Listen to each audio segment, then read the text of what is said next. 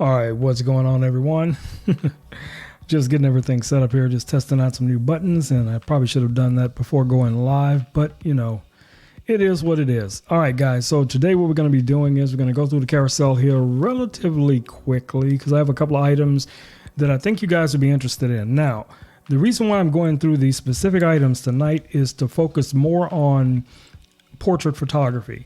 So if you are out there and you're thinking about wanting to be a portrait photographer, I'm going to show you some of my favorite gear for portrait photography that will never fail you once you learn how to use it. You know, so that's going to be our goal tonight.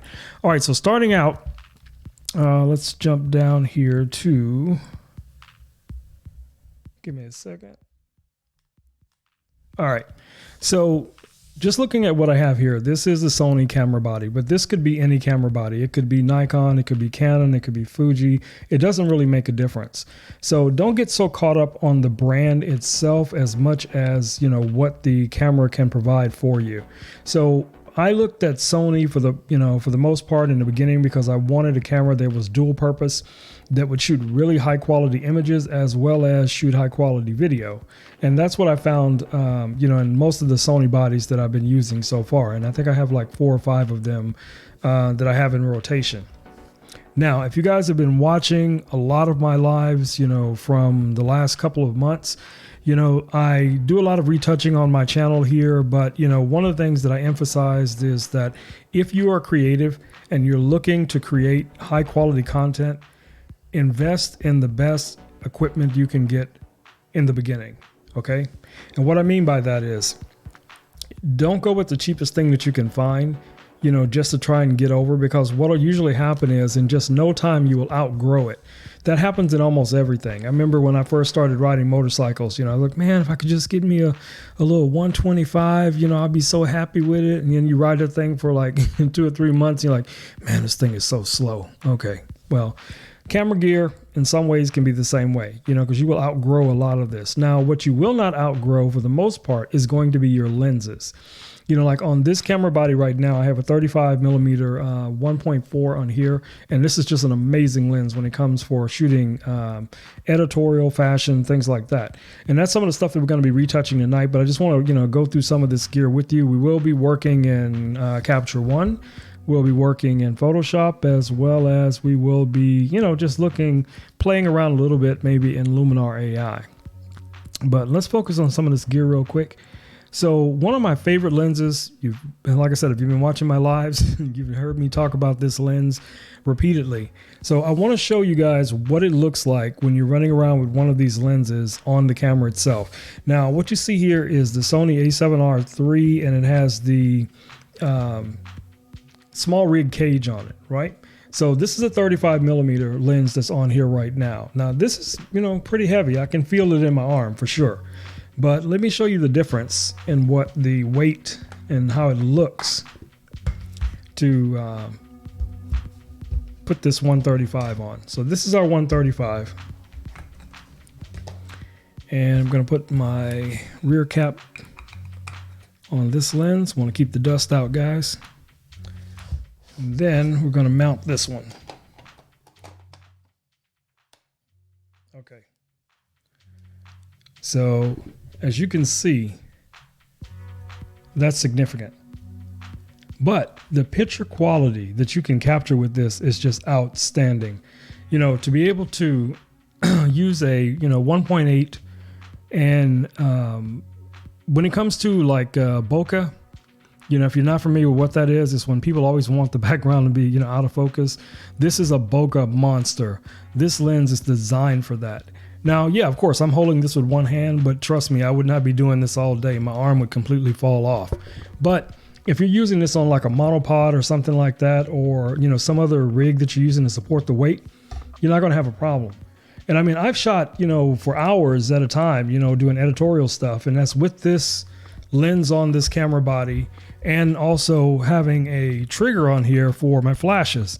So if I use, say, for instance, one of these Godox triggers, and all of these items are down in the carousel, guys. So if you're interested in any of them, just flip through the carousel, you will find them.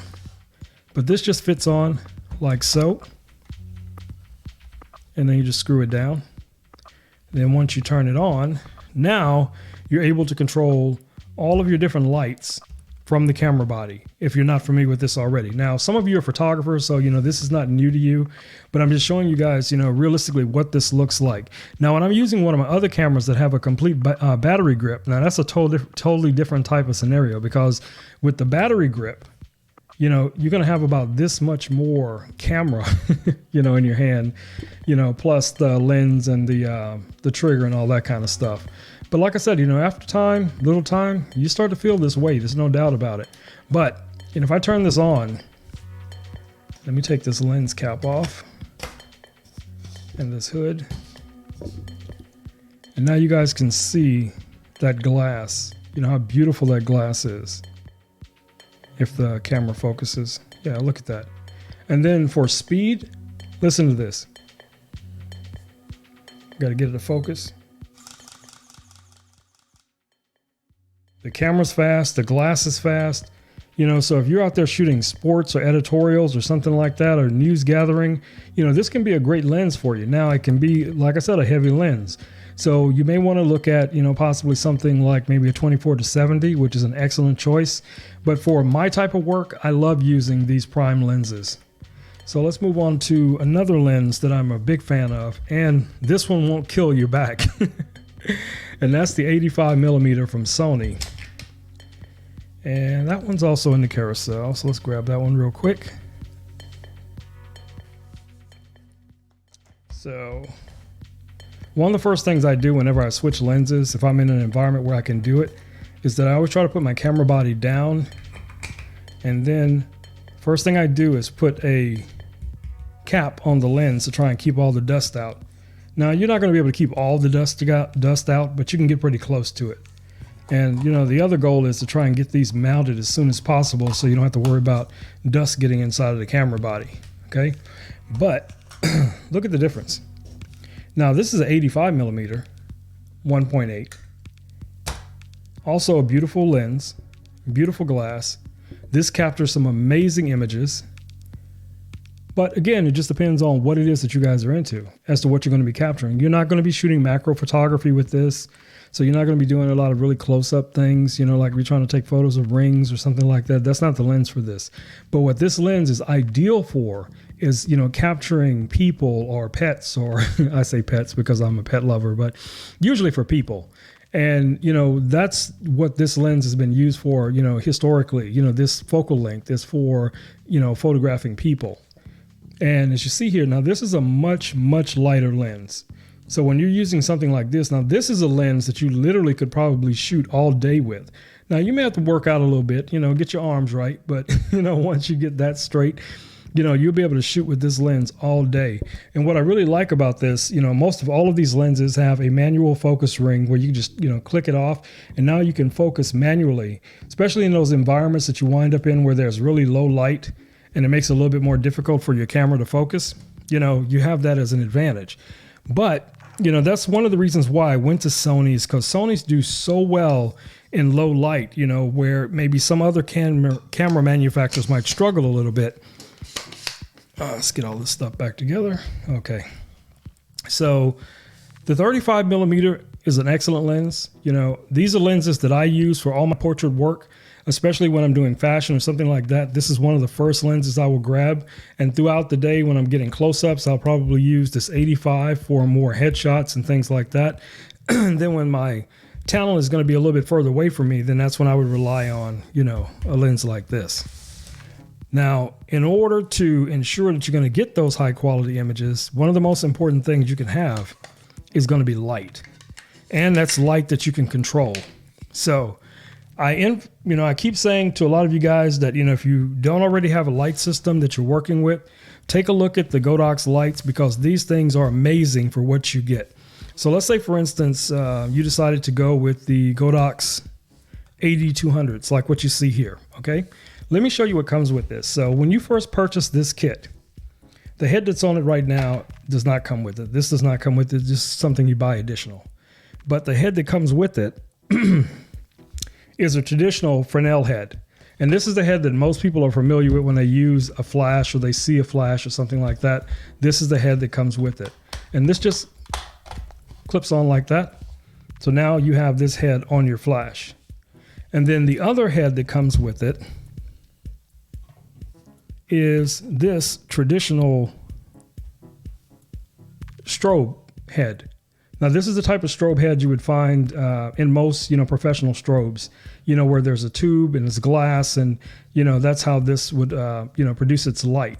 Now, one of the nice things about this is this also comes with the diffuser, and the little diffuser, you can see it here, and that just fits over like so. Let me undo this real quick. And then you just rotate it till you find a place where it fits in. And tighten that down. And now you have this nice large diffuser on the front of your light. And if you wanted to switch these out, for some reason, all you'd have to do is just depress this little button here on the side. This one comes off. And then you could place this one on just as easily.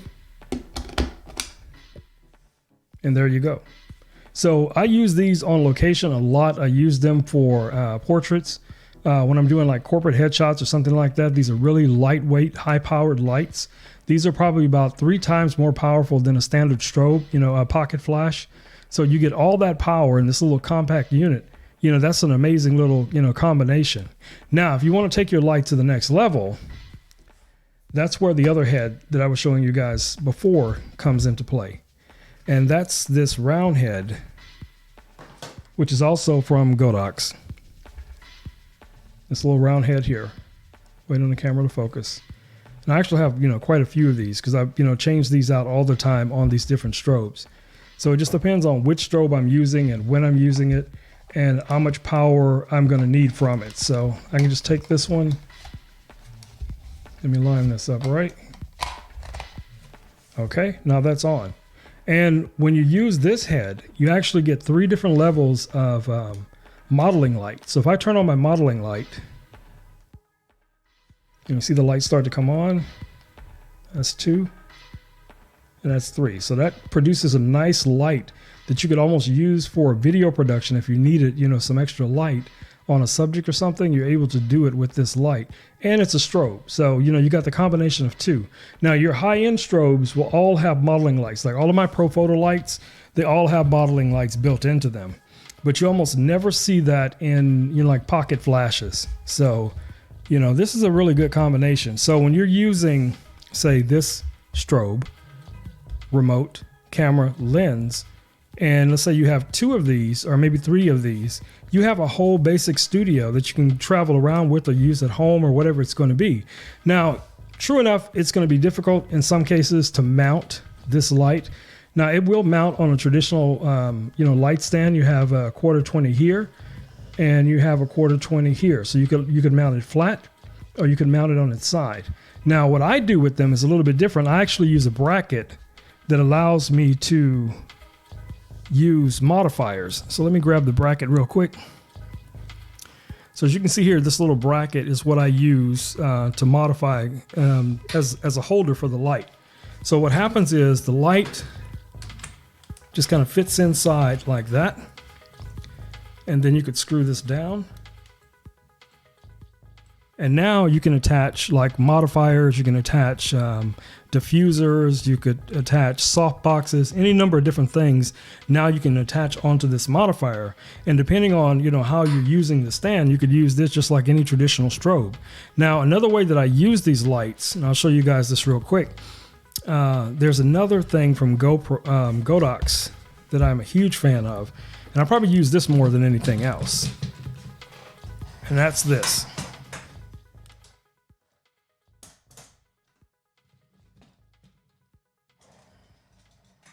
Okay. So guys, what you're looking at here is an adaptation system. Let me take this head off real quick. Okay. So as you can see here, there's a strobe head already in here, similar to the one that I showed you in the other light. So what you do with this one is you would actually have 2 of these inside of this, this setup. And let me grab the other strobe head.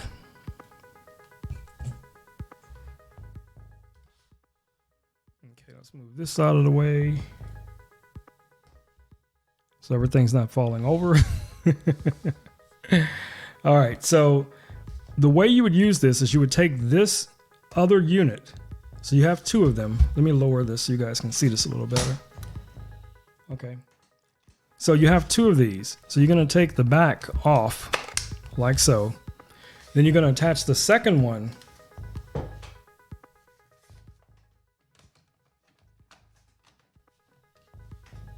on like that. Now you have the combination of the two lights, but you also need the other head in here in order to get full power, to get the full 400 watts out of it. So you would take the other tube, just like this tube that you see right here, you'd plug this tube in, and now you have a 400 watt light. And then you could use, you know, any number of different modifiers the same way, but now you have twice the power. So depending on,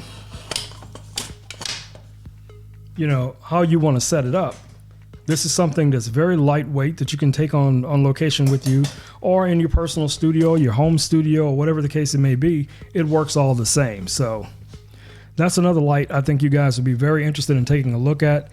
You know, the price is really good for what you get. You know, most of these lights will last you forever. You know, I have strobes that I purchased probably 15 years ago. I don't use them anymore because I have more advanced lights, but they all still work. You know, I have ring lights that I bought, oh my God, probably about 15 years ago. I have a few of them in my garage. And if I go and plug them up today, they'll still work. So if you buy high quality stuff, it will last you a lifetime.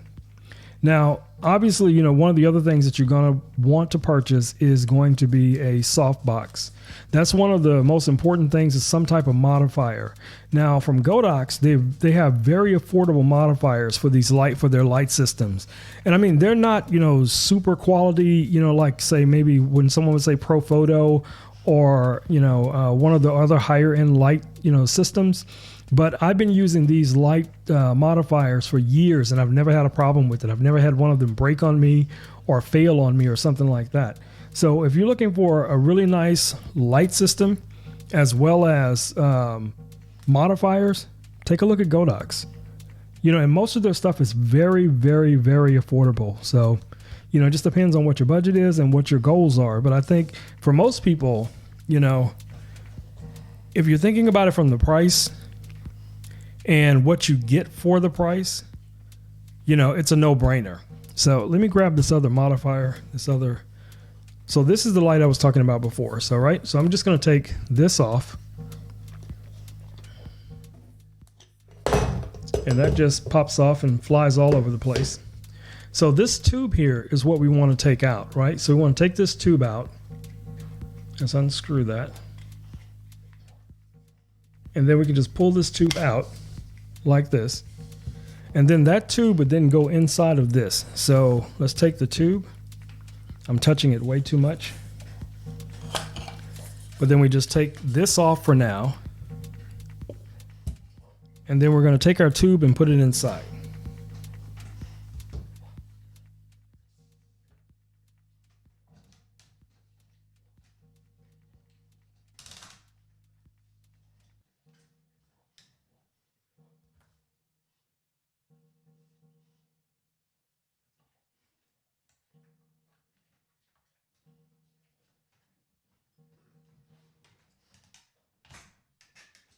All right.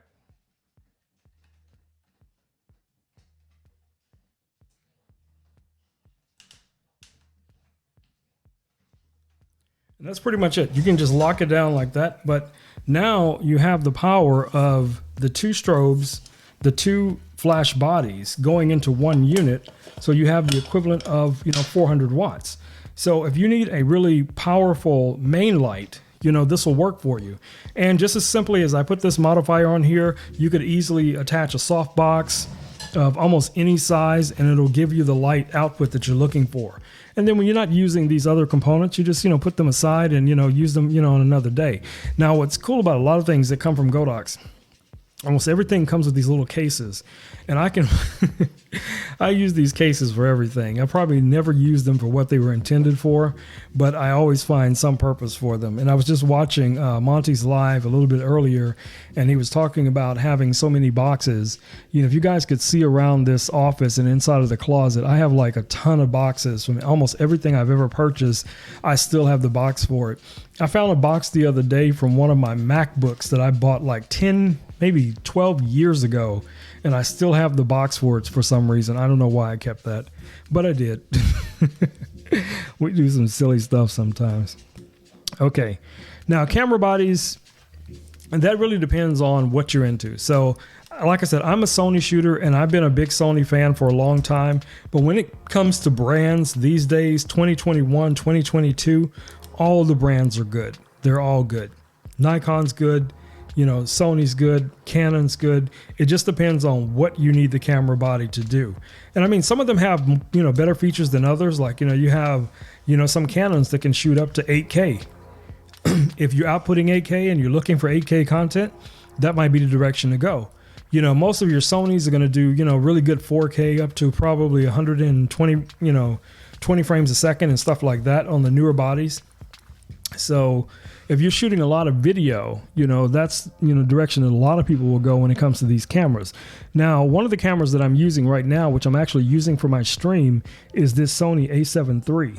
Now, you can find this camera right now for $1,998, something like that, body only. But, you know, it's a good camera to build on, because when it comes to adding on to it your lenses, your other modifiers, being that it's a very fast camera and it has high quality, you know, capability of shooting high quality images, you know, I'm just a huge fan of it. Just, you know, I've been using that one. I think, when did I get that Sony? I think maybe 3 years ago, maybe about 3 or 4 years ago. And I've been using it for work ever since then. And, you know, I have higher capacity cameras, you know, with higher resolution, like the, you know, the R3 over here. I have an R2. We have an A1. We have, you know, a number of different cameras. But when it comes to reliability, generally I go to the this Sony A7 III or this other camera body here, because these are the two that I use the most frequently. Now, another thing that I use a lot, and I never thought I was going to be in love with this thing like I am, and that's this device right here, which is the Wacom Tablet. Anytime you see me doing retouching or doing some, you know, any image manipulations, you know, over the last, you know, 3 or 4 months, you know, I've been using a tablet like this. And if you're using your fingers to draw or to paint or to, you know, sometime to correct, you know, your images, you will never go back to that once you purchase one of these tablets. If you get a good tablet that you can program with all your shortcuts and all the things that you want, you know, to be able to save, like keyboard shortcuts and stuff like that, you can, you know, program those into these buttons here along with the rings, this ring here. You can do a lot of really cool stuff with that. So once you go to something like that, trust me guys, you will not go back. You will be still using this tablet, you know, 10 years from now. And that's one of the things I like about Wacom a lot, is that, you know, they stand behind their product. I got a smaller version of this when I first got interested in Wacom tablets, and I was having some problems with it. And I realized, you know, after a while, it wasn't the tablet that was the problem. It was actually me using beta software on the MacBook that I was running, because I was, you know, one of the beta testers. So that's where a lot of my problems was coming from, is that I was running beta software that wasn't 100% compatible with, you know, the firmware for the tablet. But, you know, you learn, you live, you learn. Yeah. Okay. We got one more thing left in the carousel, and we're going to get on to our retouching. And that is the Apple MacBook Air. That's the computer that I'm currently running right now. I have the 1 terabyte version with 16 gig of RAM. I got the gold one. You know, I got to be pimping like that. So I got the gold version. But it comes in a few other colors. It comes in silver and I think a gray, you know, gray color. But these M1 Max guys are amazing. I'm able to run, you know, applications, multiple applications that I couldn't even come close to running on my previous MacBook Pro. but it was an Intel version of the, of the MacBooks. Now that they've gone to the M1 chips, Apple's got its own chips. I mean, it's just amazing what you can do now with these computers. So if you guys are thinking about getting a computer for yourself or, a loved one or something, take a look at these Apple computers, because whether you're going with the Mac Mini or the new MacBook or even the new MacBook Airs, the MacBook Pros are pretty nice right now. They have a 14-inch that just come out, and a new 16-inch also just came out. And, the chipsets themselves have improved even beyond what the original MacBook Air is able to achieve. I watch a lot of my content creator friends, and they've upgraded to those newer MacBook Pros, and they're like, oh yeah, this thing is, super, super fast. Well, for what I do, for photo editing, video editing, no high-end rendering or anything like that, then, this MacBook will do exactly what I need it to. And as you'll see that as we get into some of this retouching. So what we're going to be doing today, if we get back over to our main screen, we're going to be doing some retouching in Photoshop. And what we're going to focus on tonight is going to be dodging and burning. So in a lot of my lives, I've shown you guys how to do frequency separation, but what I'm going to show you tonight is a much simpler way to do your dodge and burn without, worrying about it as much. It's just going to simplify it in a lot of ways, and it may even help some of you make more sense out of exactly what dodging and burning is used for and how you can apply it to your everyday workflow. Let me adjust this camera just a little bit so you guys can see what I'm doing here on the Wacom Tablet, and then we'll be able to move forward with this retouching. Hold on one second. All right, guys, I got my headphones on. I'm ready to roll. Okay, so you guys should be able to see pretty much what I'm doing here on the tablet itself. We are in Capture One. So a number of the images here in Capture One, we're going to look at real quick, but we're only going to retouch one of these images tonight. So let's see what we got here. Now, one of them I retouched earlier because I just want to take a real close look at the skin tone and stuff like that. And you can see here the model, her skin is really nice. It's even. I don't really even think it needs a lot of retouching. But this is also, like I said, a perfect example for demonstrating the dodge and burn. So let's go with, what do you guys think about that one? Okay, we're going to go with that one. Okay, so let's just open this. Actually, let me look at my exposure first. And the contrast, adjust that just a little bit. Okay, so we can go ahead and open this in Photoshop.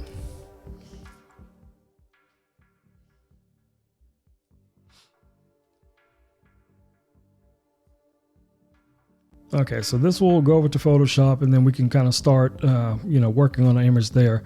So when most of these images first open in Photoshop, depending on how you have it set up, like I have mine set up to go into Camera Raw, so that way I can check the image before I do my final import. So I can zoom in here real close, and I can look at the exposure. I can look at the white point, the black point, contrast, highlights, all that kind of stuff. And then I can go down here to my details, and I can decide if I want to, add in, any additional sharpening, just so that the TIFF that's going to be coming into Photoshop is going to have, maximized, image quality. Now this is a, 36 megapixel image. So you're starting off with a relatively large image, high resolution image, it's 300 dpi, which is perfect for printing. So we're going to go ahead and open that. And there we go. Okay, so first thing we want to do is we want to zoom in and see if there's anything that we want to correct. Now, one of the things that I noticed on the first image, and I'm pretty sure it's going to be consistently on this one, there's some issues with her nails, the color and things like that. It looks like the nail color didn't follow, they needed to be, touched up or something like that. And those are also things that you can do right here in Photoshop. So if you run into a situation like that where, the model or something, something isn't perfect, You can match those colors right here in Photoshop. Now, like I'm looking here closely and I can see also there's a hair that's running through her nails. Now, if this was a portrait for like, an everyday client or something like that, they probably wouldn't notice something like this. But if you're working for an editorial, you're doing fashion photography, you're doing a makeup line, all those little details, all those little fine things that you think most people wouldn't pay attention to, trust me, they notice it. Okay, so we're going to duplicate this layer real quick. And we're just going to kind of roll with this. So we're going to zoom in here. And since that hair, what it was the first thing I mentioned, that's the first thing we're going to correct. So I'm just going to grab my spot healing brush here. And I'm going to adjust the size of it. And then I'm just going to go here and just paint over it. And hopefully it'll get all of it, which it did. Okay, that's good. And then you can try with your spot healing brush like this nail here. Let's see if it'll fix this. Yeah, it got pretty close.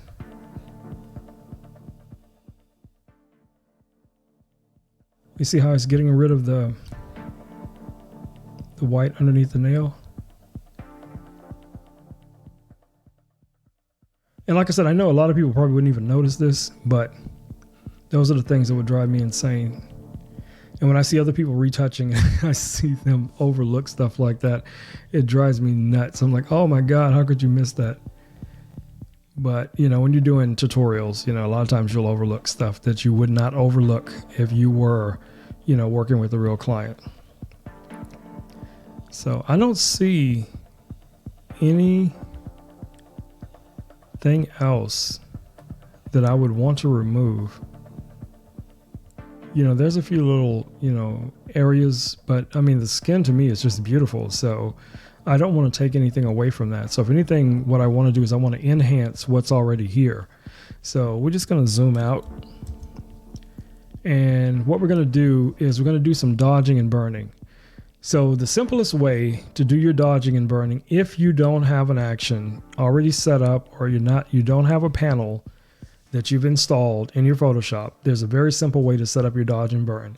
You're going to come down here and you're going to click on this little icon that looks like how can you describe it? Looks like a little half moon.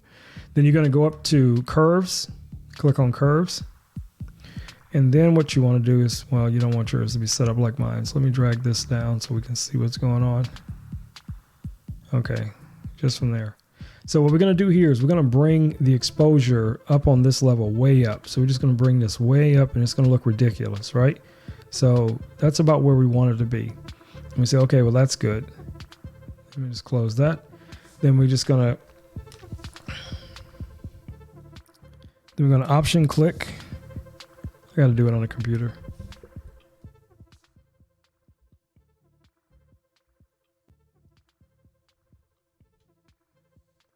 Where's our properties? I want to show you guys the right way to do this so you don't have any problems. So if you open your properties, you can see where it says invert. You just click on invert and that's going to switch it to a black layer. So now you have a black layer here over that overexposed image that you just created. So then you can click here and you can just call this one, dodge, or just, use capital D or something like that. And then you're going to do it again. So then you're going to come down and you're going to do it again. You're going to go down here and you're going to create another curve. And this time from the midtones, you're going to bring it way down to about like that. And then you're going to do the same thing. You're going to go back to your properties.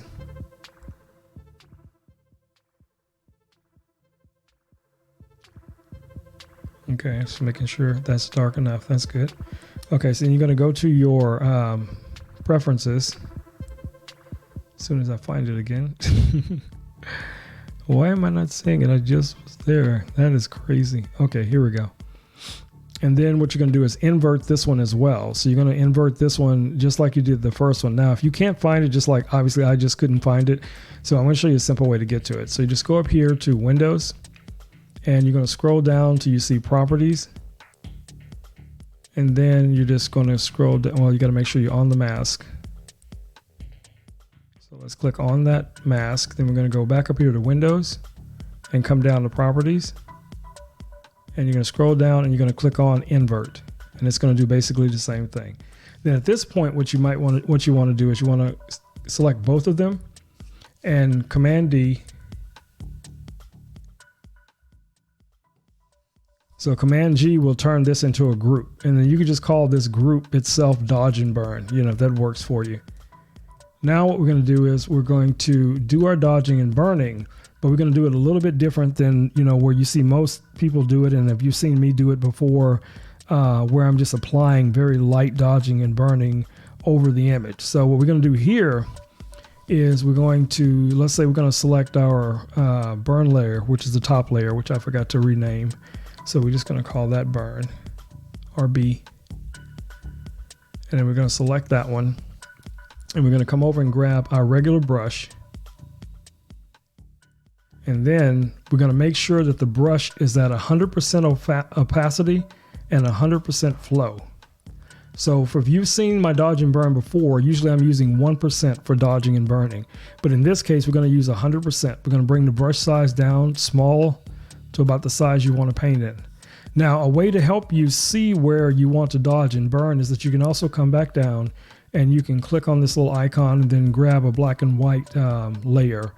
And then you can bring the reds down so you can start to see where the shadows and highlights are.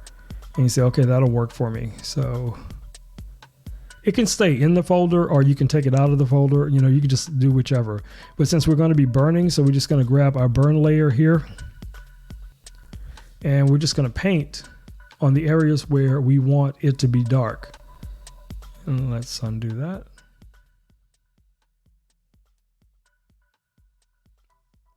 Gotta wait for Photoshop to catch up again.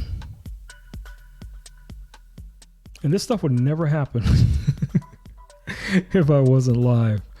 Okay, I don't know what just happened there. Okay, so now we got our 3 layers. So we're gonna go down to our burn layer here. That's our dodge layer. We can go to our burn layer, and then we're just gonna paint. Now, like I said, if you don't need this black and white layer, you can just turn it off or don't even create one at all. So with the burn, what we're gonna do is we're just gonna come here and we're gonna draw a line because that's here on the cheek where we want shadows. And then another areas like here on her collarbone as an example, then maybe right here on the chest, on the shoulders, we're just drawing little lines. Wherever you see there should be a natural shadow, like maybe here on the side of her head, along there, maybe here on the ridge of the nose. You could do that. And then at this point, what you want to do is go back to your properties. So we're going to click on our properties. And you see here where it says feather. So as you start to bring the feather up, you'll start to see that it disappears, right? Now, if you go all the way to the, 1000%, it's going to completely disappear. You want it to show up at just a point where you can see that highlight and it looks like all the features are just popping. It looks good to your eyes. And then you can come down to your dodge and do basically the same thing. So you're going to draw lines wherever you think there should be highlights. And I'm just doing this kind of the quick way, but I just want you guys to see how you can do this. So you can put this, almost any part of the body where there should be a highlight, maybe here on the hand, you could do the fingers, any place that should be a highlight, here on the chin as an example. And then the same thing, you're going to go up here to your feather and you're just going to start to feather that out. And you'll start to see everything starts to pop. So now if you come back to your dodge and burn, if you close this folder, and if you turn it off, that's before and that's after. And that's before, oops, I turned them both off. So that's before and that's after. So you see how much it brings life to the image, and it just makes the image very three-dimensional by just doing that simple little dodge and burn trick, to add dimension to your image. So, hopefully, you guys understand exactly what we did here. If you don't, you can watch this video a couple of times minus my mistakes. But you've only created 2 layers here for the most part, and they're both, you can just come down here and you just click on your curves, and you're going to make one curve which is going to be really bright and one curve that's going to be really dark. You're going to start from the midtones and just kind of draw up, draw the curve up. And then once you've created these two, you're going to invert these and then put them in a folder. And then at that point, you can just take your regular brush and then you can just start painting. So like, we go back to burn. If we see another, place that we want to say burn, we could just paint. Now, because we've already adjusted the opacity, now we can go in and just continue burning or dodging on the image. And we don't have to do the feathering anymore because it's going to maintain the same feathering that we had. So we have our burn selected. We just grab our brush. Let's make our brush a little bit smaller. Now we can just go in here, like, so for instance, we want to emphasize this makeup. Maybe go around the eyes. Come around here. And we can come down and maybe do a little bit of burning on the lips, just to make them a little bit more three-dimensional. And then we could do the same thing with our dodge, because then we could bring our dodge in and just add a little bit more light, to her makeup. And that's pretty much it. That just turns out really well as far as I'm concerned. I see I got a guest over here. If you guys see my little fur buddies over here checking everything out. So once you get to that point, this is where you are with the image. Let's turn everything off real quick. And that's your before, and that's after. So if you watch the other lives, you learned how to use frequency separation. There's a number of different ways that you can do something that's similar to frequency separation if you want to just clean up the skin. But if you're working with a model where you are a person, or it could be yourself, and you say, okay, everything looks good. I got my skin clean. I removed all the imperfections. Now I just want to add, some dimension to my look. This is a very simple way to add, some dodging and burning to emphasize the image even more. And you see how easy that was to do. So, I mean, easily enough, guys. You can just rewatch this live and it'll just, kind of walk you through it. All right, guys. So starting Monday, I will be live for a minimum of 1 hour. Most days it'll probably be more than that, but the minimum will be 1 hour for Monday through Friday. So I probably will not be live on the weekends unless something comes up that I just want to go live and, hang out with you guys because I'm bored. But for the most part, we will be live Monday through Friday for at least 1 hour. So I'll get the schedule together this weekend, and I will be posting that on all my other social media. So if you guys already follow me on Instagram, Facebook, YouTube, all those different places, you'll see the the post that I make, regarding my live schedule. But until then, guys, I want you guys to have an amazing weekend. Take care of yourselves. Take care of your loved ones. Enjoy your weekend. I want you to get out there and do something that's creative that you truly enjoy. And, share it with your boy. I want to see what you guys are working on. All right. So I will see you all on Monday. Stay safe. Take care of yourselves. I'm out of here. Peace.